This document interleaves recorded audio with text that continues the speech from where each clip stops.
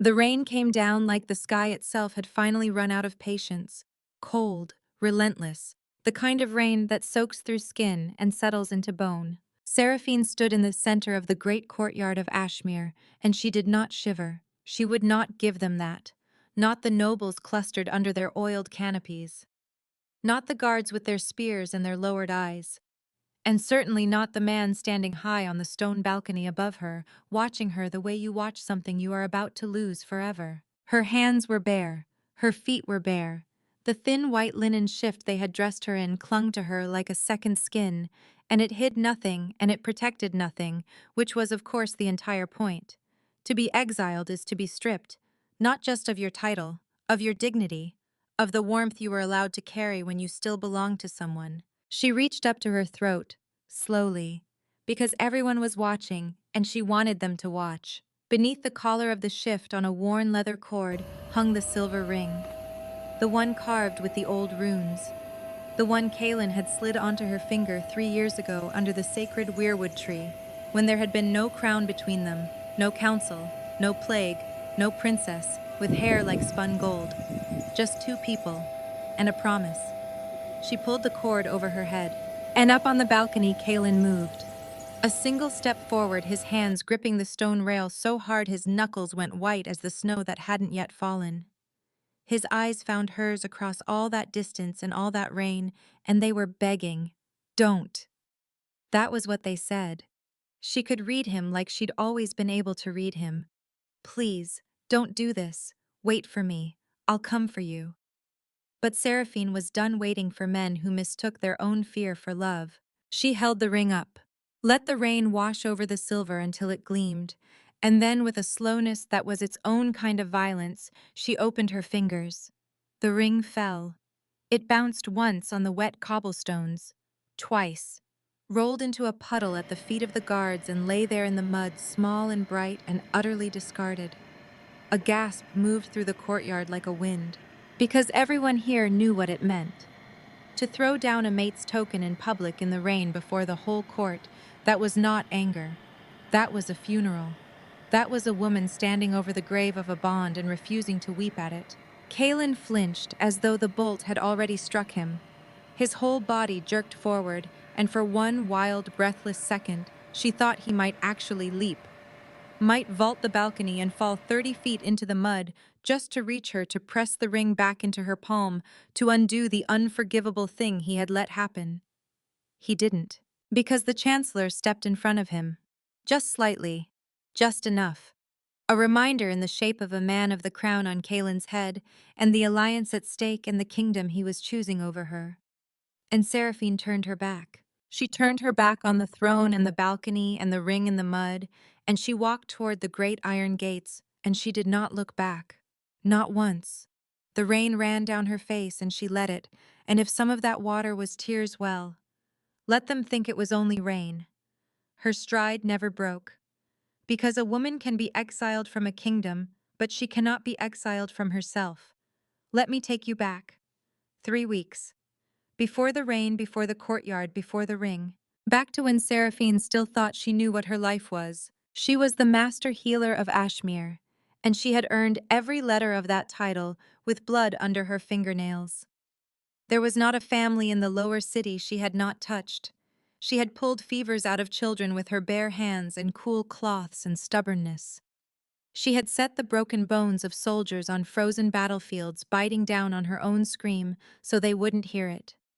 She had delivered so many babies in the dead of so many winters that the midwives had a saying: "If the storm is bad and the mother is worse, send for Seraphine, because Seraphine argues with death and Seraphine wins." She was also, though fewer people said this out loud, the mind behind half of Ashmere's victories.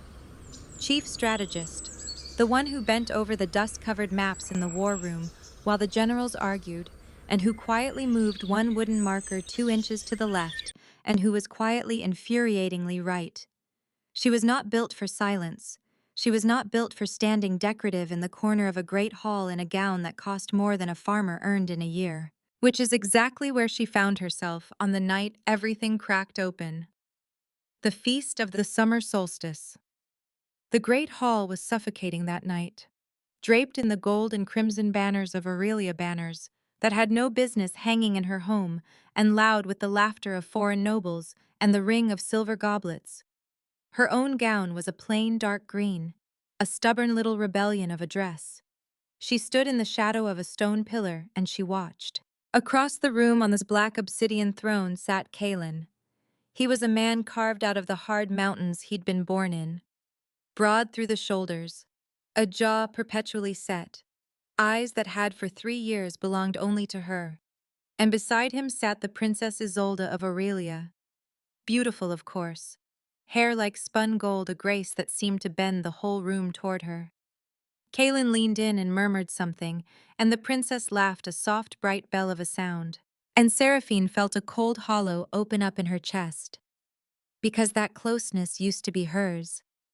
That lean, that murmur, that easy quiet between two people. Once.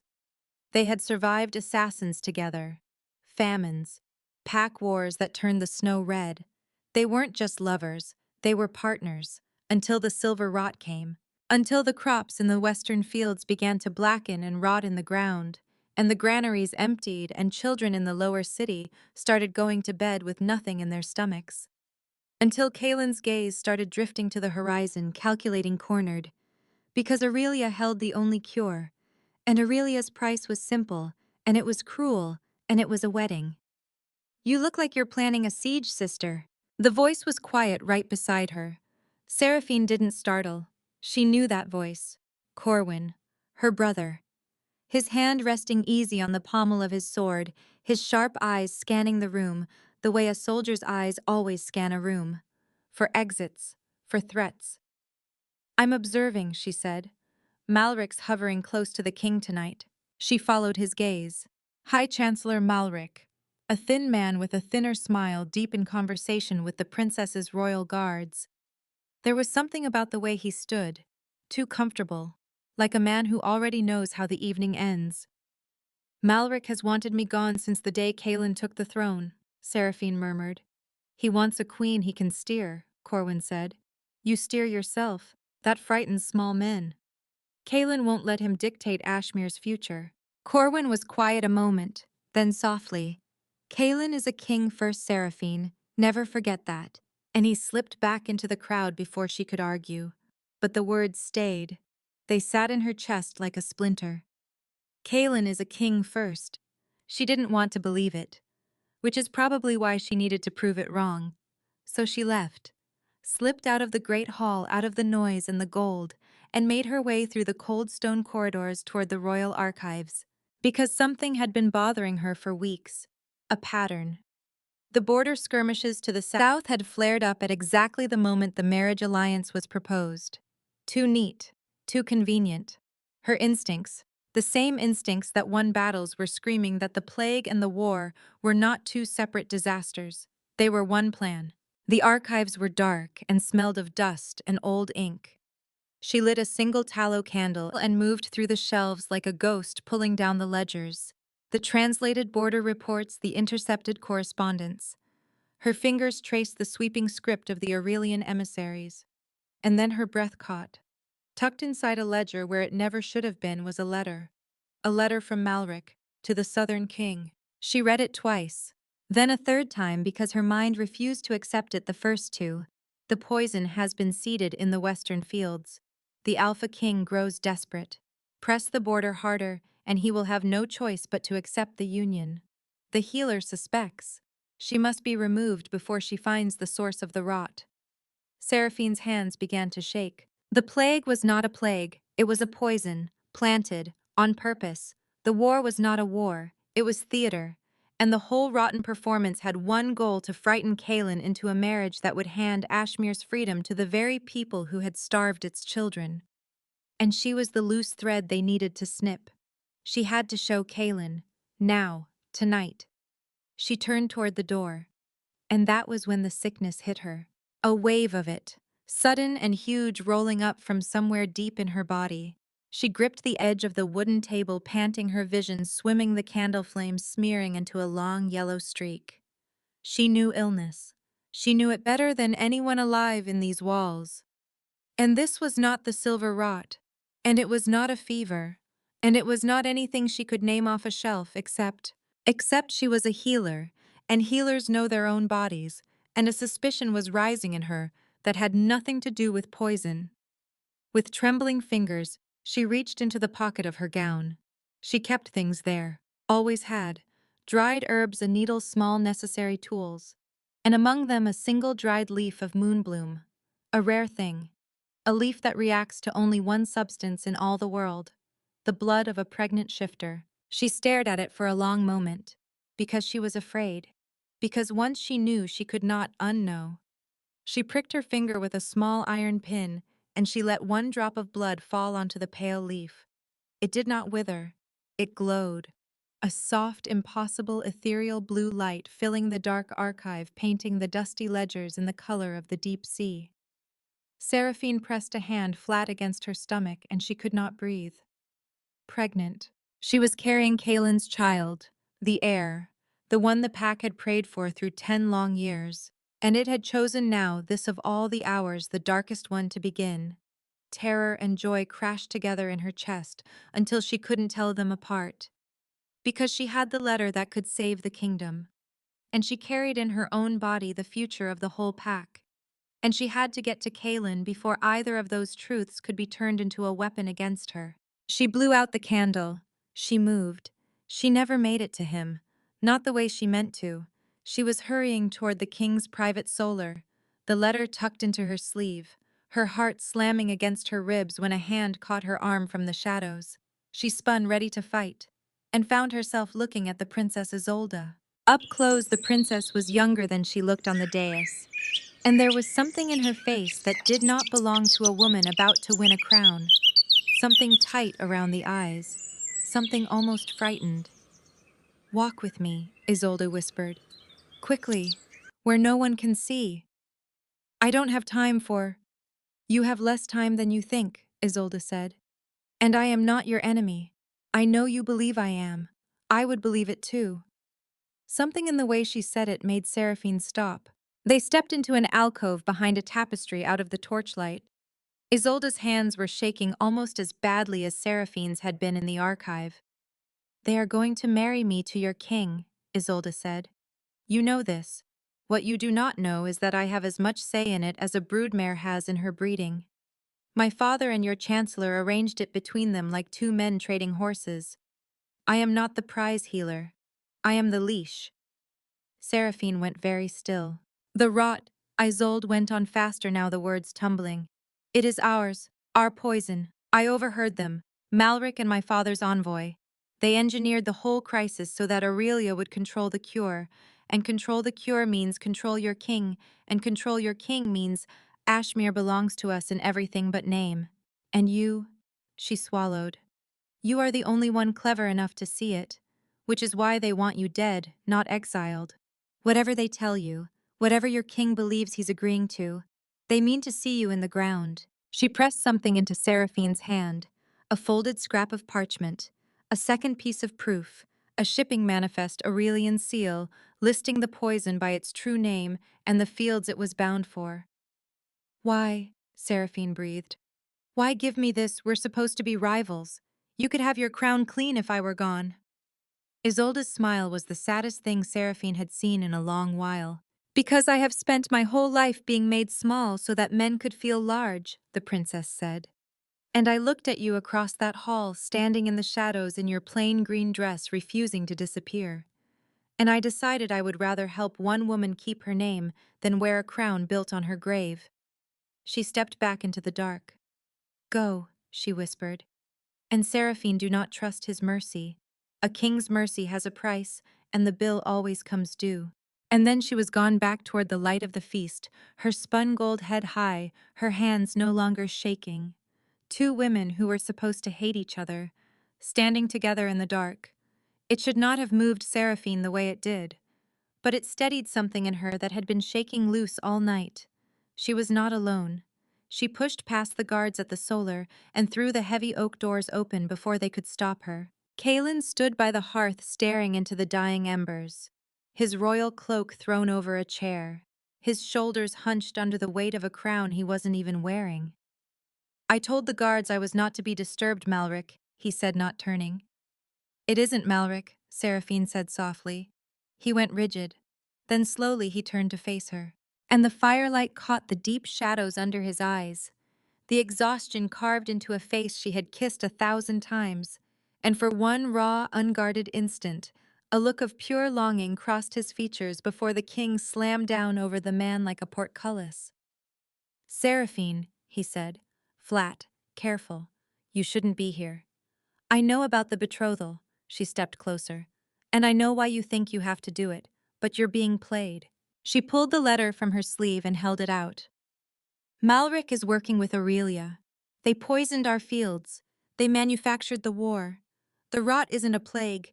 Kaelin, it's a leash, and if you marry that girl, you're handing our people over to the ones who starved them. He didn't take the letter. He didn't even look at it. He closed his eyes and a long, weary sigh moved out of him, and he said the 4 words that broke something in her. I already know, Seraphine. The room tilted. What? I know Malric is corrupt. He opened his eyes and they were hard, now empty of the warmth she'd loved. I know Aurelia is playing a double game. I've known for weeks. Then nothing changes, he said. Our granaries are empty. My people are eating dirt and dying in the street. And even if I executed Malric at dawn, we still would not have the cure. Aurelia holds the antidote in their capital under lock, under guard. If I don't sign this treaty, if I don't marry her, Ashmere does not survive the winter. I have to play their game, to save my people. There is no other board. And what about us? Her voice cracked on it.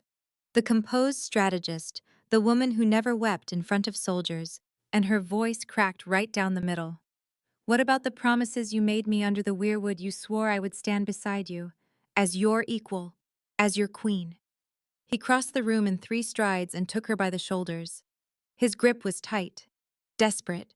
His scent washed over her pine and crushed leaves, the smell of home, the smell of the man she'd chosen. And you will, he said. Just not publicly, not yet. Isolde will have the crown, but it will be a marriage in name only, I swear it. I'll build you a place in the Whispering Tower. You'll have everything. You'll be my shadow consort, the true ruler of my heart. And once Ashmere is strong again, once I've dismantled Malric from the inside, I'll find a way to make you my queen in truth. I swear it, Seraphine. I swear it. She looked at him, and she felt something in her chest go quiet and cold and clear. A shadow consort. He was asking her to hide, to live in a tower and watch him share a throne and a bed with another woman, and to call that a sacrifice for the greater good. To make herself smaller and smaller until she fit inside the space his fear had left for her. A shadow, she whispered. She stepped back and his hands fell away. You want me to be your secret. You want me to watch the woman whose family poisoned our children wear the crown I bled for.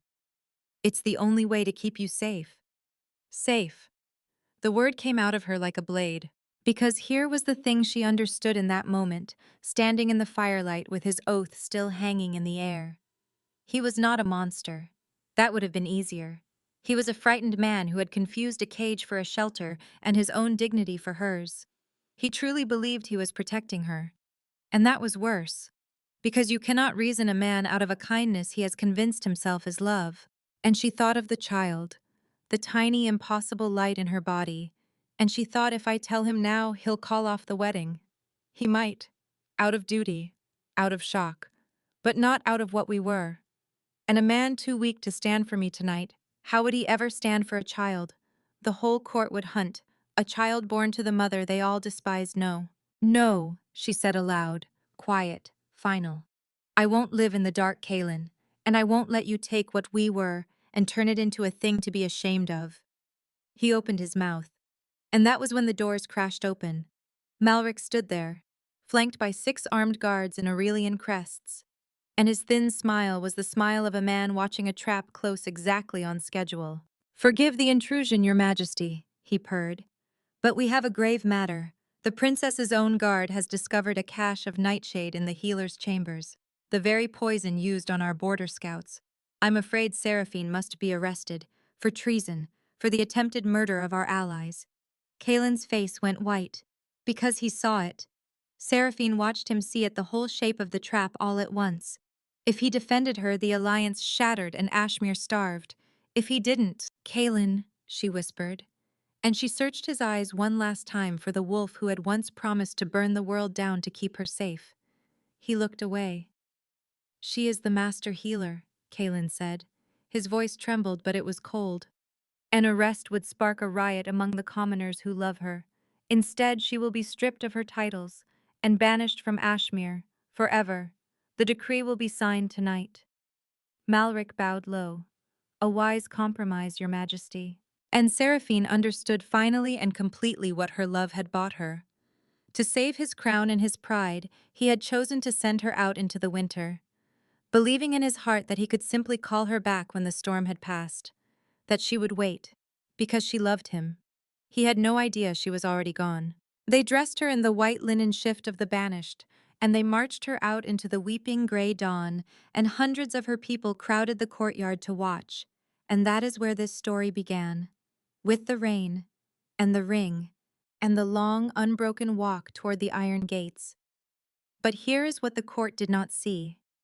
Beyond those gates, past the outer wall, where the misty forest swallowed the road, a figure stepped out from the shadow of the ancient pines. Corwin. Behind him 3 horses packed and ready, saddlebags heavy with supplies, furs, a real cloak, boots. "You're ready?" he asked, and his eyes when they found hers were full of a fierce and burning protectiveness. "We have a long ride," he went on, "to the northern wastes, to Iron Hollow. Lord Draven's people hate Malric as much as we do. They've agreed to hear us out." Seraphine turned, one last time. She looked back at the towering gray walls of Ashmere, the city she'd been born to serve, the city she had bled for argued death away from given every year of her strength, the city that had thrown her into the rain. And she felt it, the tiny, warm, stubborn spark of life inside her, a single candle in all that cold. She pressed her hand to it. She made it a promise. Then she wiped the rain and the tears from her face, and her eyes went hard as flint, and she pulled herself up onto the horse with the ease of a woman who had done far harder things than this. "He'll wait for me," she murmured, not to Corwin, to herself, to the version of Kaelin still standing on that balcony, believing she'd go south to the little cottage, believing love was a leash he could tug when it suited him. "He thinks I'll wait in the dark and live on his crumbs until he decides it's safe to want me again." She gathered the reins. "Let the king keep his hollow crown," she said. "He will never lay eyes on me, or on his child, ever again." And she struck her heels to the horse's flanks and galloped into the storm north, away from the poisoned kingdom and the frightened king, her brother at her side, and the whole unwritten future ahead of her. The rain closed behind them like a door. The North did not welcome her. The North does not welcome anyone. It only tests them. The journey from the green, rain-swept valleys of Ashmere to the jagged, ice-sheared peaks of the northern wastes was like crossing out of one world and into another that had never heard of mercy. The trees thinned, then vanished. The rain turned to sleet, and the sleet turned to snow, and the wind stopped merely blowing and began to howl, a long, hungry sound like something wounded and enormous crying out in the dark. Seraphine rode in silence. Her body ached from days in the saddle. Every jolt of the horse sent a slow roll of nausea through her, and she said nothing about it because complaint is a luxury, and she had spent everything she owned. She kept one hand pressed flat beneath her heavy wool cloak against the small, secret warmth of her belly, and she whispered to it without moving her lips. "Just a little farther. Just hold on. We're almost somewhere." Corwin rode close beside her, his eyes never still, always scanning the white horizon. "The border of Iron Hollow is past that ridge," he called over the wind. "Draven is no friend of Ashmere, but he's a man of his word. If we can prove we're useful, he'll take us in." Useful. She turned the word over. Because that was the whole of her hope now, wasn't it? Not welcome, not loved, useful. She had spent 3 years being useful to a king who threw her away, the moment usefulness collided with his fear, and now here she was riding into the coldest place on the continent to be useful all over again to a man she'd never met. Except this time she knew the rules going in. This time no one had promised her a crown. And there is a strange, hard freedom in that, in knowing exactly what you're worth to a place before you ever set foot in it. They crested the ridge. An iron hollow rose up out of the white. It was built directly into the face of a towering glacier. A dark, monstrous thing of black basalt and blue ice jagged as a broken tooth against the pale sky. It did not look like a home, it looked like a fist. They had not gone 20 paces down the slope when the snow itself seemed to come alive. A dozen enormous white wolves rose out of the drifts where they had been lying invisible patient. They circled the two riders with a silent, terrible precision, and then one by one they shifted. Tall, pale warriors in heavy furs, their eyes the color of winter, their hands resting on the hilts of iron broadswords. "State your business, outlanders!" The lead warrior's voice was flat as a frozen lake. "Ashmere colors are not welcome in the north." Corwin raised his hands, slow, open. "I am Corwin, formerly of the Ashmere Vanguard. This is my sister Seraphine. We do not ride for the Alpha King. We have been exiled. We seek an audience with Lord Draven." The name moved through the warriors like a stone dropped in still water. Seraphine. Because even here, even at the edge of the world, in a place that hated everything, her homeland stood for, the name of the healer had traveled. The woman who argues with death and wins. The lead warrior studied her for a long, cold moment. Then he nodded once. "You'll come with us. But try any magic, any trick, and your blood will freeze on these stones before you finish the thought." The great hall of Iron Hollow was a cavern carved from the belly of the glacier, warmed by roaring hearths that threw long orange light across walls of black rock. It should have felt safe. It did not. It felt like standing inside the rib cage of something that could close at any moment. At the far end on a chair of dark stone and pale bone sat Lord Draven, who was younger than Seraphine had braced herself for. A face carved from the same hard material as his fortress, dark watchful eyes under a heavy brow, black hair and a jagged scar running from his temple down to the line of his jaw. He did not lean back the way Kalen used to lean back on his throne. He sat forward, elbows on knees, a man who had never once in his life felt entitled to relax. "Seraphine of House Valemont," he said, and his voice filled the whole cavern without ever rising. "The legendary healer who cured the Red Death in the Western Territories. Tell me, why would any king in his right mind cast out his most valuable possession?" "Because he chose a crown of ash over the truth," she said.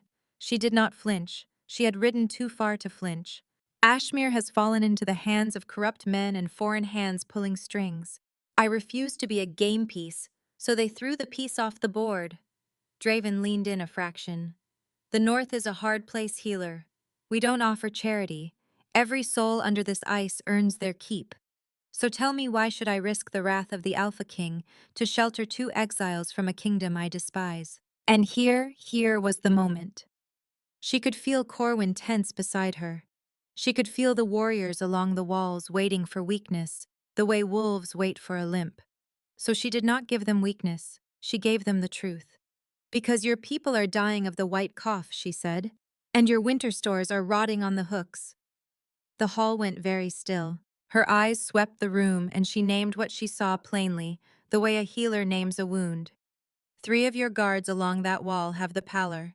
The wet rattle in the chest. It's early. It's still curable. The cured meat hanging by the eastern hearth is going gray at the seams, damp rot from storing it too close to melting ice. You will lose a third of it before midwinter and starve for it before spring." She took one step forward. "Give me shelter," she said, "and I will cure your sick. I will teach your people how to keep their stores through the deep freeze. I will make this clan stronger than it has ever been. I am not asking for your kindness, Lord Draven. I am offering you a trade. And I think you are a man who knows a good trade when it walks into his hall half frozen and unafraid."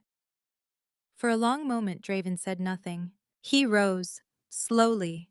He stepped down from the dais and his shadow fell long across her, and he walked a slow circle around her, the way a buyer circles a horse at market. She held still. She let him. And then he stopped, and his nostrils flared, just slightly. And something changed in his eyes, a sharpening, a recalculation, and Seraphine felt her stomach drop through the floor. Because a wolf of his standing could smell things a lesser nose could not. "You carry a scent," he said very low, so low that only she and Corwin could hear it. "That does not belong to a simple exile." Corwin's hand twitched toward his sword. "It is the scent of royal blood," Draven murmured. Faint, but unmistakable. His dark eyes came up to hers and held them. "So tell me, Seraphine of House Valemont, are you running from the Alpha King, or are you running with his future?" The whole hall seemed to hold its breath. And Seraphine had a choice. She could lie. She could deny it, and hope and gamble everything on a man she'd known for the length of one conversation, seeing past the lie. Or she could do the thing she had always done, the thing that had gotten her exiled, and the thing that had kept her alive. She could tell the truth and dare him to do something about it. "His future," she said. "Steady, unbroken. And mine. Not his. Never his again." Draven looked at her for a long, long moment. And then he did the last thing she expected. He smiled. A slow, hard, almost respectful thing. "Then you'd better be as good as they say," he said, "because a woman carrying a stolen heir into my house has just made my clan a great many powerful enemies. And in the North Healer, we do not shelter people who cannot pay their way." He turned back toward his seat. "Cure my sick, save my stores, earn your place, and your secret stays under this ice with mine." She let out a breath she felt she had been holding for 100 miles. Because that was not kindness. Kindness she would not have trusted. That was something better. That was an agreement between two people who understood exactly what they were to each other. And she could work with that. "Now let me carry you south for a moment, back to the man she left in the rain." Because while Seraphine was walking into the belly of a glacier, Kalen was standing in an empty little cottage by a southern lake, and the silence was eating him alive. Hai had ridden out under cover of night. Escaped his counsel, escaped. Isolde escaped the suffocating machinery of a wedding he could no longer stomach. 3 weeks he'd spent finalizing a treaty that tasted like poison in his own mouth, telling himself every single day the same thin lie. "It's the only way. It's the only way. She's safe. She's waiting." The cottage he'd built for her in secret. The sanctuary. He'd pictured it 1,000 times, smoke curling from the chimney, the smell of lavender and wild mint that always followed her, her turning from the hearth with that look she gave him, the one that said, "You fool, you beautiful fool, come here." He pushed open the door. Cold ash in the hearth, weeks of dust on the table, no clothes in the wardrobe, no fire, no lavender, no mint, no her. "Seraphine," he called, and his voice sounded so small in the empty room that he was ashamed of it. Only the wind answered, moving through the pines outside, and the truth began at last to reach him, slowly, the way frostbite reaches a man who's been too cold to feel it. First numbness, then a terrible dawning ache. She had not come here. She had never intended to come here. The sanctuary he'd built out of his own guilt had never once been part of her plan. His inner wolf, usually a fire in his chest, felt hollow and grieving, half-severed, a phantom limb where a bond used to be. "Your Majesty," hoofbeats, his most trusted scout, Captain Eric, galloping up the frozen path, his horse lathered white despite the cold. Kalen turned. "Have you found her? Is she at the border?" "No, sire." Eric dismounted and his face was gray and his hands were not steady. "We searched the southern roads. There is no trace of her. But we caught a smuggler trying to cross into the southern reach. He was carrying this. From the Chancellor's own courier." He held out a crumpled parchment. Kalen tore it open, and his blood turned to ice. "The healer has slipped the southern net. She must not reach the wildlands alive. She carries documents concerning the western fields. Employ the Shadow Guild. 10,000 gold for her head, 5,000 for the brother." The paper crushed in Kalen's fist, because he understood all at once the size of the thing he had done. Hai had believed Malric. He had believed that exile was a shield. He'd told himself he was tucking her out of harm's way while he cleaned house, and all the while, Malric had never meant her to live at all. The Chancellor had simply used Kalen's own decree, his own signature, his own cowardice to strip the last protection off her and turn her into a target the moment she passed the gates. "There's more, sire," Eric said quietly. "We searched Corwin's quarters. His weapons are gone. 3 of the Vanguard's best winter horses were taken from the stables the night of the banishment. They didn't go south, Your Majesty." Kalen already knew what he was going to say. They went north, toward Iron Hollow. The floor of the world dropped out from under him. The northern wastes. A frozen graveyard ruled by clans that hated the very name of Ashmere, where the storms alone could kill a grown wolf in an afternoon. And he had sent her there in a thin white shift, with nothing but the rain on her shoulders, and he had stood on a balcony and watched her go, and told himself she'd wait for him. She'll wait. Because she loves me. He had traded her dignity, her safety, her trust for a crown, and he'd been so arrogant, so blind that he'd assumed his love was a rope strong enough to hold her in place while he did it. "Prepare the guard," Kalen said, and his voice shook not with weakness now, but with a fury so quiet and so total that the air in the little cottage seemed to vibrate with it. "We ride north." "But sire, the wedding, the princess, the chancellor, it's in 6 days." "I don't care about the wedding," Kalen said, and then he roared it and the sound rolled out through the empty cottage and out into the pines like thunder off a mountain. "If Malric has touched her, I will tear Ashmere down to its foundations with my own hands. Prepare the men. We ride at dawn." 4 months passed under the ice. I want you to feel that time, because it mattered. Because in those 4 months, a woman the world had thrown away built something no one could throw away again. The white cough vanished from Iron Hollow. She caught it early, dosed it hard, and sat up through the long nights with the sickest ones, her cool hand on fevered brows, her voice low and steady in the dark. She showed the clan's fooders how to salt and dry and pack the winter stores so nothing rotted on the hook. She set up a healing chamber deep in the fortress where it was warm, where the air smelled of boiling herbs and dried pine needles, and she filled it with jars and bundles and neat labeled rows of everything the North could grow. And the North, which welcomes no one, began grudgingly warrior by warrior to make room for her. They stopped calling her Outlander. They started calling her Healer. And then quietly they started calling her by her name. Her belly grew round beneath her loose gray tunic. She could feel the child move now, soft flutters then, as the weeks went, real kicks, a small, stubborn life announcing itself. She would pause in her work, a jar of frost moss in her hand, and press her palm to her side and just breathe. A constant, beautiful reminder of exactly what she was fighting for. And she was fighting. Make no mistake, not with swords, with something sharper. Because Seraphine had not come to the North to hide.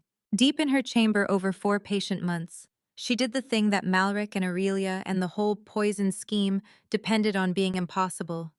She took the frost moss that grew everywhere in the northern ice, cheap, common, ignored, and she bent it and boiled it and refined it again and again, failure after failure, until one gray afternoon she held up a small glass vial filled with a brilliant glowing silver liquid. A cure for the silver rot. Not Aurelia's cure, locked in a capital behind a wedding. Hers. Made from a weed the North trampled underfoot. Which meant the entire crisis, the whole leash had just come undone in her hands. Because if she could make the cure, then Aurelia had nothing. No leverage. No reason for a war. And a war with no reason is just a crime waiting to be exposed. You are working too hard, Healer. Draven in the doorway of her chamber. He'd shed the furs, wearing only a dark leather vest, his scarred shoulders bare. Over 4 months, a hard mutual respect had grown between them, the respect of 2 people who have each seen the other refuse to break. Nothing more than that. He guarded her secret like it was his own, and he never once, not for a heartbeat, mistook her gratitude for an opening. "The white cough is gone, Lord Draven," she said. "Your warriors heal faster than they have in years. I'm only making extra poultices for the winter patrols." "I have news from the south." His expression shifted. Serious. "My scouts say the Alpha King postponed his wedding. Months ago. He has been scouring the borders ever since, leading search parties himself." Seraphine's hands went still over her work. And there it was. that old dull ache under her ribs blooming up out of nowhere uninvited. She pushed it back down where it belonged. "Let him search," she said. "He's looking for a ghost. The woman he banished is gone. He is not the only one looking for you." Draven stepped closer and his voice dropped. "Malric's shadow assassins have been sighted near our southern pass. They're getting bolder, Seraphine. They know you're here." "I'm not afraid of Malric's men," she said, and her eyes when she lifted them had gone cold and bright as the ice outside. "I've synthesized the cure.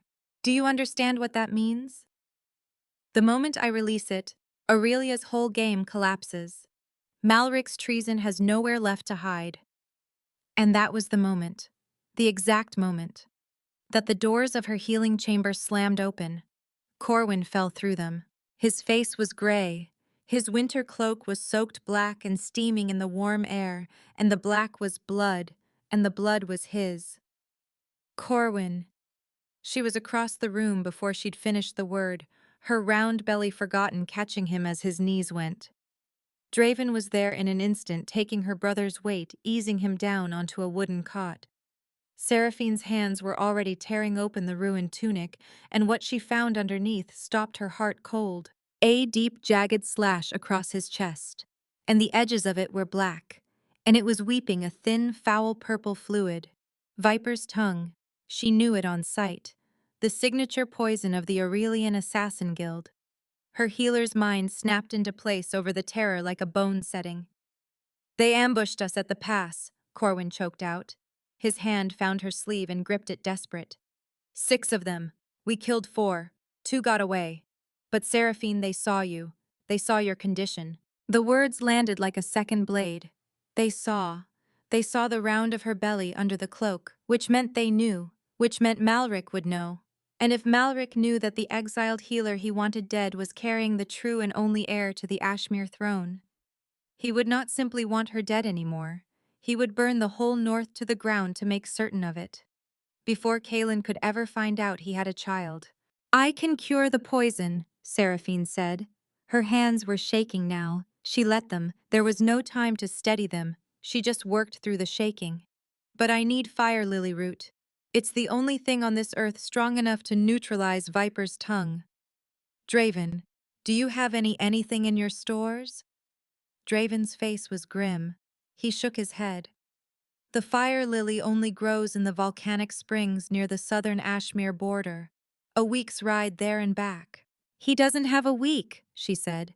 She looked down at her brother, the last of her family, the man who'd stepped out of the pines to save her, who'd ridden 100 frozen miles at her side and never once complained. His face was going gray. His breathing was going shallow. The black veins were beginning to crawl out from the wound spreading toward his heart with every beat. And Seraphine, who had survived betrayal and exile, and a northern winter, made a decision that any sane woman would have called madness. "There's another way," she said quietly. "Kaelin's search parties are stationed at the southern border outpost. His men carry the royal medical kits." She lifted her eyes, and there was no fear in them now, only a terrible blazing resolve. "And the royal medical kits always carry preserved fire lily root." Corwin understood before she finished. "Seraphine, no." He tried to rise. A spasm of pain slammed him back down. "It's a trap. If you go to him—" "I am not going to him." Her voice could have cut glass. "I'm not going to beg his mercy or claim his protection or explain a single thing. I'm going to take what I need to save your life, and I'm going to leave before he ever knows I was there." She turned to Draven, and she was no longer the exile pleading in his hall. She was the chief strategist of Ashmere the Mind, behind a dozen victories, and it showed in every line of her. "Prepare your fastest horses," she said, "and your best warriors." Draven looked at her, at the round belly, at the shaking hands, at the eyes like winter flint, and something in his scarred face shifted into something close to awe. "We're going to raid the Alpha King's outpost," Seraphine said, "tonight." The blizzard was a screaming wall of white, and to Seraphine it was a gift, the best cover a raiding party could ask for. She pressed herself flat against the icy stone of the southern outpost wall, snow-dusted furs blending her into the storm. Below in the courtyard, only a handful of guards patrolled, heads bowed against the wind, their torches guttering. Beside her, Draven signaled his warriors with small, lethal, silent gestures, and the iron hollow shifters poured over the walls like pale ghosts taking down the sentries without a single sound. And then the pain hit her. Sharp, sudden, a cramp blooming low in her belly, doubling her against the cold stone. She squeezed her eyes shut and pressed a gloved hand hard to her side and breathed through it. Not now, little one. Not now. Just a little longer. We have to save your uncle. Just hold on for me. Please. Are you all right? Draven's dark eyes were on her, instantly full of a sharp concern. I'm fine. She lied through her teeth, straightened, forced her spine back into iron. The medical kits are in the commander's quarters beneath the main tower. We get in, we get the fire lily, we get out before the garrison wakes. Your men hold the perimeter. Draven nodded toward the heavy iron door. Go. I'm right behind you. She slipped inside, and the warmth of the hearths hit her face like a slap after the killing cold. She moved through the stone corridors with an ease that would have unsettled anyone watching, because of course she moved with ease. She had designed these outposts years ago, bent over the maps in the war room, placing the commander's quarters here, the supply stores there. She knew these walls the way you know a house you grew up in. She reached the commander's study, threw open the door, and there it was, on the wooden table. The royal supply chest bound in polished brass engraved with the crest of the Alpha King. The crest she used to serve. The crest that had thrown her into the rain. Her fingers found the latches, popped them. She threw back the lid and her eyes raced over the neat rows of vials and dried herbs until there. A small sealed jar, and inside it the vivid orange-red petals of preserved fire lily root. Thank the old ones, she breathed and closed her hand around it. Step away from the chest. The voice came from behind her, low, rumbling, a voice that rattled the very glass in her hand. And Seraphine froze, because she knew that voice. Every nerve in her body lit up at once, screaming a single name. It was a voice that had once whispered promises against her skin under a weirwood tree. A voice that had signed her exile. A voice she had heard in 5 months of nightmares. Slowly she turned. Kalen stood in the doorway, and he was not the proud monarch she had left on the balcony. His golden hair was wild and matted. His face was hollowed out, gaunt with exhaustion. His royal clothes were stained with mud and travel and weeks of not stopping. But it was his eyes that undid her, bloodshot, wrecked, and full of a grief so raw it was almost unbearable to look at. They stared at each other across the small, warm room, and the storm howled beyond the walls, and neither of them breathed. And then his gaze dropped, because in her rush, her heavy winter cloak had fallen open, and beneath it, her loose tunic could no longer hide the thing it had hidden for months. The full, unmistakable, beautiful curve of 5 months carrying his child. The breath left Kalen's body all at once. He took a stumbling step backward, one hand reaching blindly for the doorframe, his face going white as the snow outside. His eyes moved from her belly to her face and back again, as though if he looked enough times, the world would rearrange into something he could survive. Seraphine, he choked. You're carrying... Don't. Her voice dropped to a deadly quiet hiss. She drew a small silver-handled dagger from her belt and held it up between them, steady as a surgeon's hand. Do not say it. Do not dare speak of this child. It's mine. A tear broke free and traced a clean line down through the dirt on his cheek. The bond. The phantom pain. I've felt for months, the thing tearing at my chest. Oh God, Seraphine. You were pregnant. When I banished you, you were carrying my child, out there, in the freezing rain. I was carrying my child. Her eyes blazed. A child whose father chose a crown over its mother's life. A father who wanted to hide us both in a tower like something to be ashamed of. Seraphine, please. He raised his hands, in surrender. He didn't even look at the blade. I was a fool. I was blind. Malric played us both. He poisoned the fields. He sent the assassins. I found out too late. I've torn the whole southern border apart looking for you. I haven't slept. I haven't eaten. I called off the wedding. The treaty is dead. I don't want the crown. I only want... Your repentance comes too late. The dagger did not waver. My brother is dying, she said. Poisoned by your chancellor's assassins, with viper's tongue. I came for this. She lifted the jar, the fire lily glowing orange in the firelight. And I am leaving with it. Step aside, Kaelin, or I swear to you on everything I have left, I will cut my way out of this room. And Kaelin looked at her, at the blade, at the belly, at the fierce, unbroken woman standing between him and the door with his child inside her and murder in her eyes. And the full weight of what he had done finally crushed down on him. Because while he'd been playing at politics, she had been surviving a wasteland.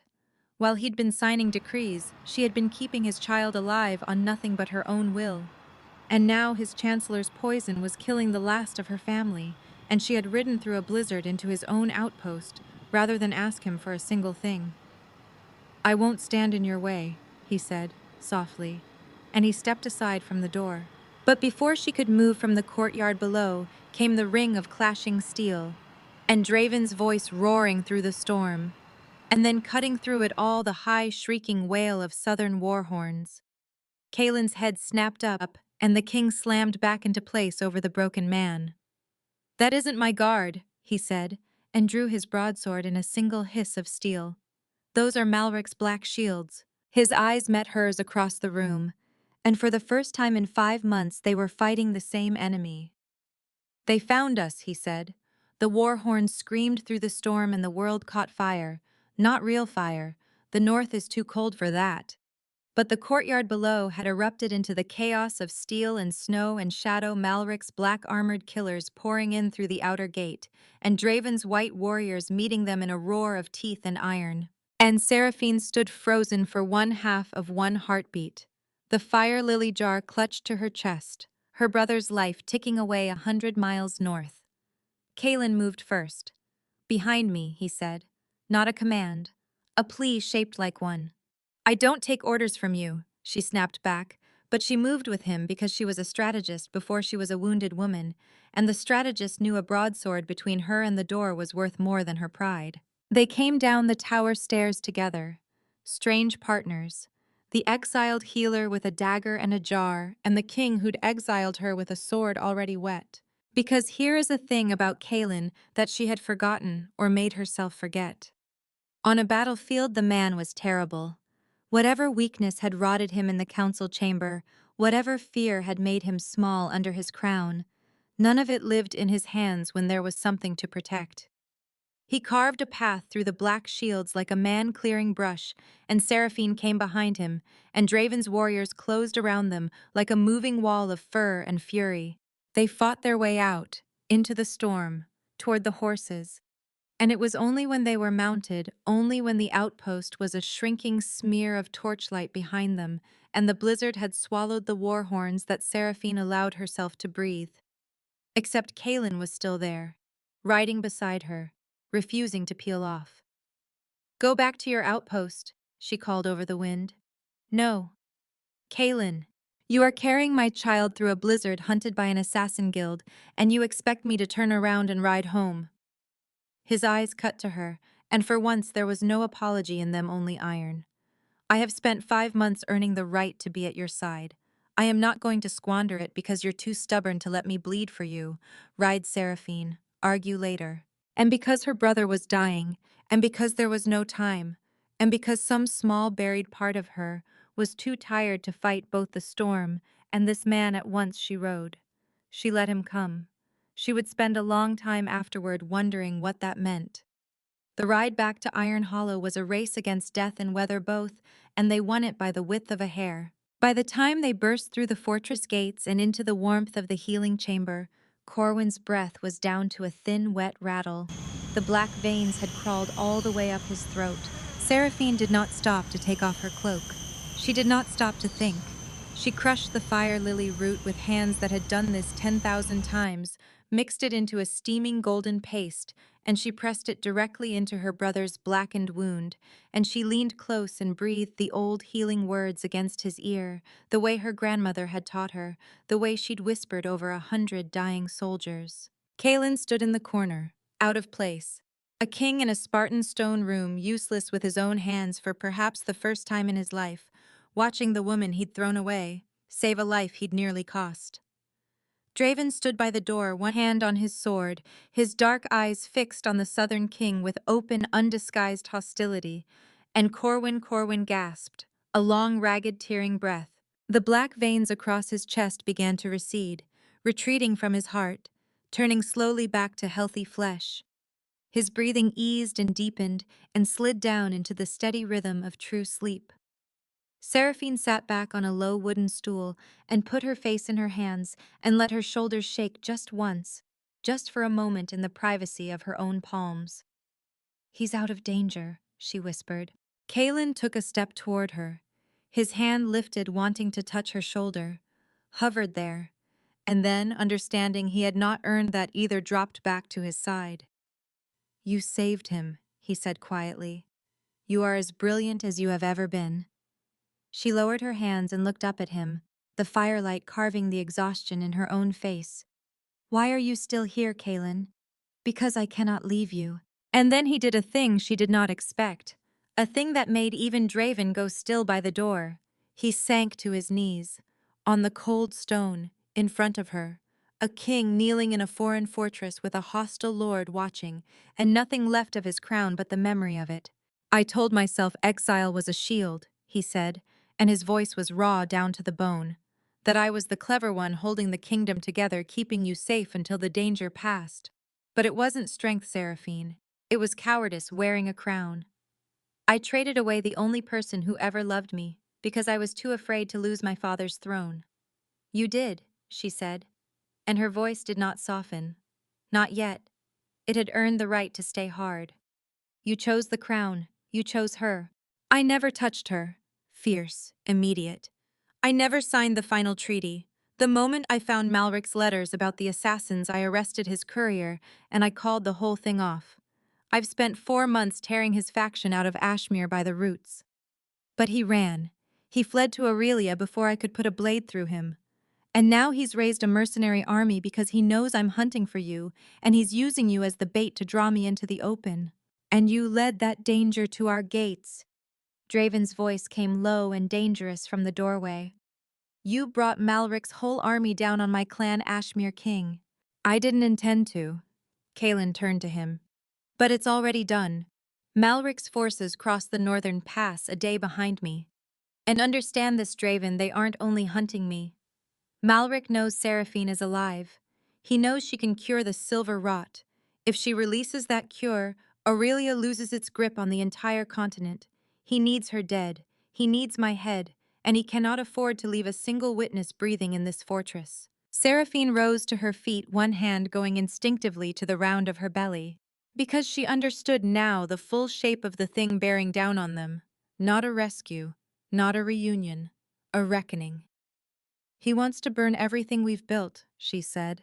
"He wants Ashmere to starve so he can rule the ashes." She looked at Draven, and her strategist's mind was already moving fast and cold. "We don't run, and we don't surrender. We fight, but we fight on our terms." And that was when the great iron alarm bells of Iron Hollow began to toll, deep, mournful, rolling through the stone corridors like the voice of the mountain itself. A scout burst in snow-caked gasping. "Lord Draven, the Southern Cavalry, they've bypassed the outer watchtowers. They've surrounded the Valley of the Sleeping Giants. They're demanding the surrender of the Alpha King and the Exile Healer." The Valley of the Sleeping Giants was a narrow, ice-walled canyon, the only way in or out of Iron Hollow, and its floor was black with soldiers. A legion of Aurelian troops in gleaming silver and gold, their spears a bristling forest of death. And at their head, mounted wrapped in rich furs, a triumphant sneer already carved across his thin face, High Chancellor Malric. "King Kalen!" His voice bounced off the frozen walls.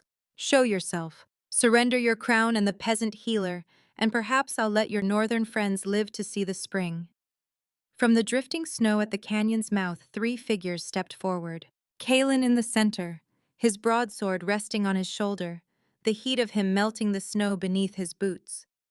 Draven to his right, flanked by hundreds of northern shifters in their great white wolf forms.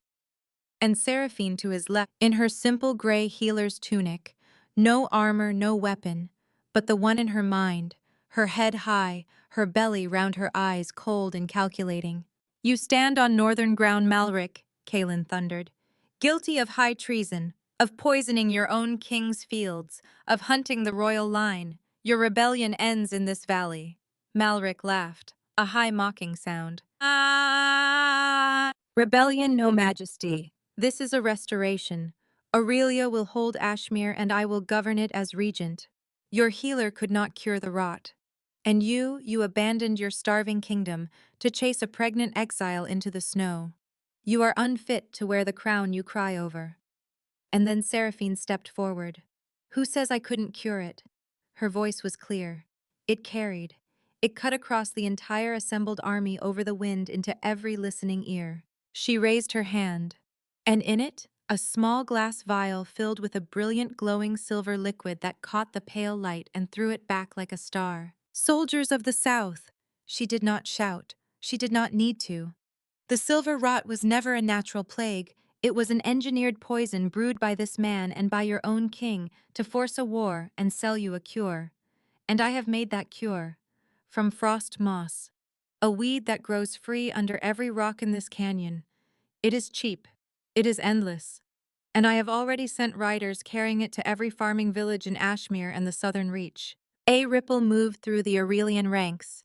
A murmur. Spears lowering a finger's width, then more. Because the whole reason they had marched, the monopoly, the leverage, the one thing that made this invasion make sense, had just evaporated in a glowing vial held up by a woman in a gray dress. She lies, Malric shrieked, and his face twisted, and Seraphine watched his power crumble in real time behind his eyes. Kill them! Kill them all! He tore a heavy crossbow from his saddle, and he aimed it, not at the king, not at the wolves, at her, at Seraphine, at the round of her belly, at the air. Seraphine! Kaelin roared. Time slowed. She saw the crossbow lift. She saw Malric's finger on the trigger. She saw the tip of the bolt gleam with that dark, shimmering purple viper's tongue, and there was no time. There was no time at all. She could not even step back, and Kaelin did not think. I did not weigh his crown or his life or the child or anything at all. He threw his whole body across the space between them and put himself in front of her. The bolt struck him deep in the shoulder. The force of it drove him to his knees with a choked, tearing groan. And the purple sheen spread from the wound almost instantly, black veins racing out from it across his throat. Attack! Draven bellowed, and the northern shifters unleashed a battle cry that shook ice from the canyon walls and crashed into the Aurelian ranks like a white flood. But to Seraphine, the whole world had gone silent. She was already on her knees in the snow, catching him, his heavy head falling into her lap. Her hands were pressing against the wound before she'd even decided to move them, and the black veins were spreading, and the light was already draining out of his eyes. No, no, no, no! Her composure, the iron she'd carried for 5 months, shattered all at once. Kaelin, look at me. Keep your eyes on me. He looked up at her, and a weak, blood-flecked smile touched his lips. His cold, trembling hand rose, and brushed a tear from her cheek. I'm sorry, he whispered. His breath was going shallow. I couldn't protect you in Ashmere, but I protected you today. My brave, my beautiful, my queen. Don't you dare. She was weeping now openly, her tears falling onto his gray forehead. Don't you dare close your eyes. I did not survive that winter to watch you die in the snow. You have a child to meet. You have a lifetime of forgiveness to earn. Do you hear me? You don't get to leave me again. You don't get to make that choice for me twice. Her hands were already tearing open her medical pouch. Because there was fire lily left, a little, the last of what she'd used on Corwin. She'd tucked the remnant away without thinking the way healers always keep the scraps. And now that scrap was the only thing standing between the father of her child and the dark. She dug her fingers into the golden paste. She pressed it deep into the open wound. And then she did the thing that took the very last of her. She closed her eyes and channeled her own healing energy down through her hands into him, forcing the medicine deeper, pouring her own strength into a body that had none left. Kaelin convulsed. His chest heaved. His wolf somewhere deep inside him rose up and threw itself against the poison. And across the canyon, the battle was already ending, because an army fighting for a lie collapses the moment the lie is spoken aloud. The Aurelian soldiers were lowering their spears, stepping back, refusing to die for a war that had just been exposed as a merchant swindle.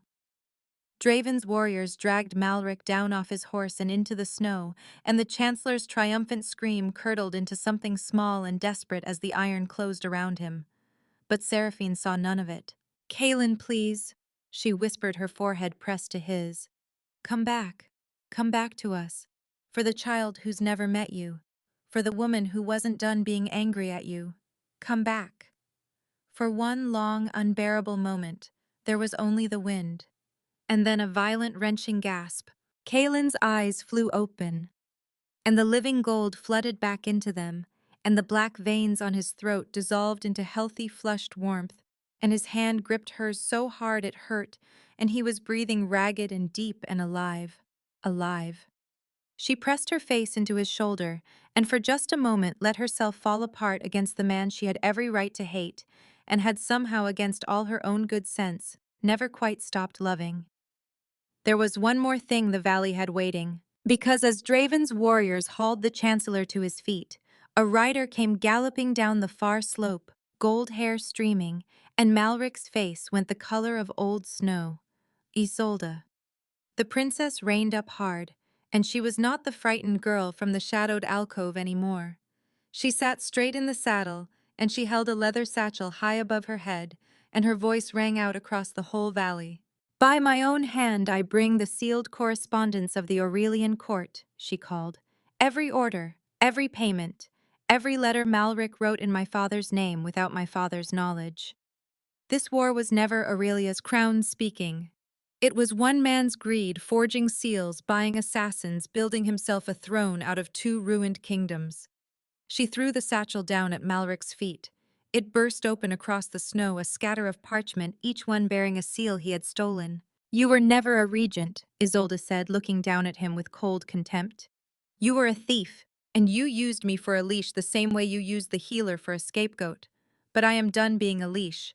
I ride now for myself, and I ride Chancellor against you."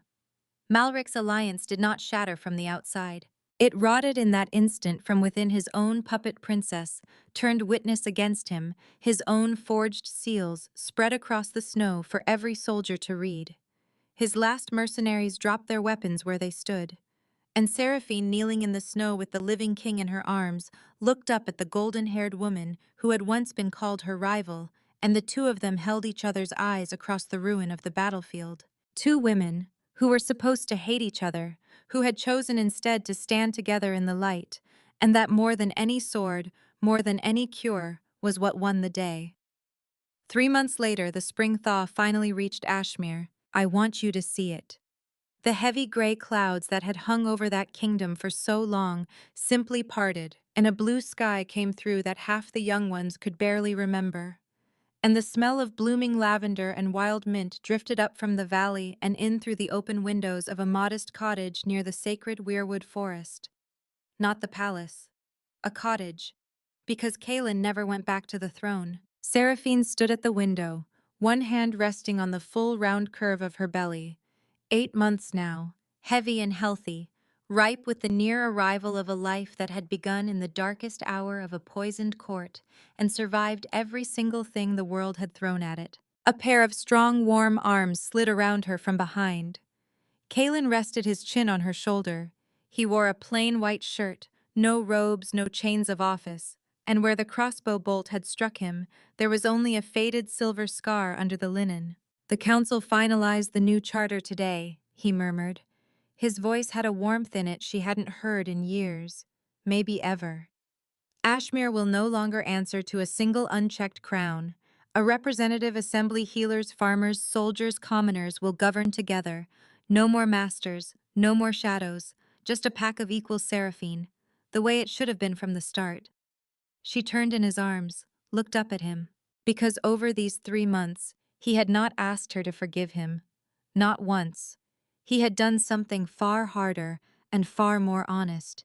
He had simply lived beside her, rising before dawn, to help her tend the sick, hauling stones to rebuild the burned farms, learning the names of the children in the lower city, proving with every ordinary, unglamorous day that the man who threw her into the rain was gone, and something better had grown up in his place. He had not begged forgiveness. He had earned it, one quiet day at a time. "And what about you, Kalen?" she asked softly. Her fingers traced the faded scar on his shoulder. "Are you ready to be a father?" He smiled. "A real one. The kind that reaches all the way up into the eyes." And he knelt, right there, and pressed a warm, reverent kiss to the soft fabric over their unborn child.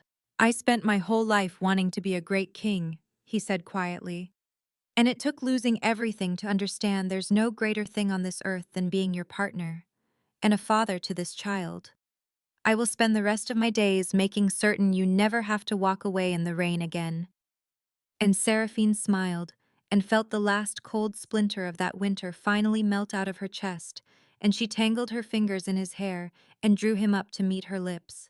A kiss that tasted like spring, like second chances, like a love that had survived betrayal and exile and poison and a whole frozen wasteland, and come out the other side, not weaker, but truer.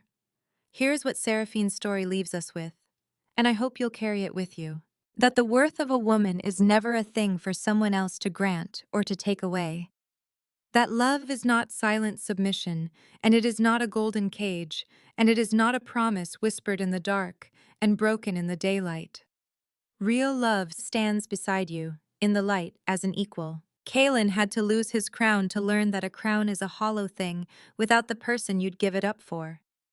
And Seraphine had to lose everything she thought was her life to discover that she had inside her all along everything she truly needed: her mind, her hands, her name, and a strength that no king and no winter could ever take from her. If you found something of yourself in Seraphine tonight, in her courage, in the ring she left in the rain, in the woman who rebuilt her whole world from the cold ground up, then let her remind you of this.